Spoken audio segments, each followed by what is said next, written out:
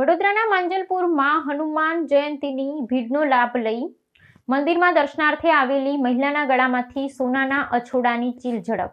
વડોદરા શહેરના માંજલપુર વિસ્તારમાં હનુમાન જયંતીના પવિત્ર પર્વ નિમિત્તે દર્શનાર્થે ગયેલી એક મહિલા શ્રદ્ધાળુ સાથે ચીલ ઝડપની ઘટના પ્રકાશમાં આવી છે। તહેવારના પાવન માહોલ વચ્ચે ભીડનો લાભ ઉઠાવી અજાણ્યા તસ્કરે મહિલાના ગળામાંથી સોનાનું અછોડું ખેંચીને પલાયન થઈ જતા સમગ્ર વિસ્તારમાં ચકચાર મચી જવા પામી છે। ધાર્મિક સ્થળ પર બનેલી આ ઘટનાને પગલે અન્ય દર્શનાર્થીઓમાં પણ સુરક્ષાને લઈ ચિંતાનું મોજું ફરી વળ્યું છે।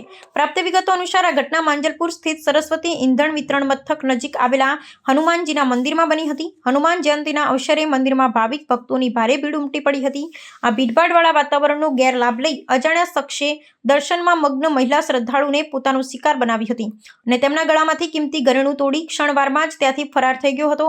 આ આઘાતજનક ઘટના બાદ ભોગ બનનાર મહિલાએ તુરંત જ માંજલપુર પોલીસ મથકનો સંપર્ક સાધી સત્તાવાર ફરિયાદ નોંધાવી હતી। આ મામલાની ગંભીરતાને ધ્યાનમાં રાખી પોલીસ પ્રશાસને ત્વરિત કાર્યવાહી હાથ ધરી છે।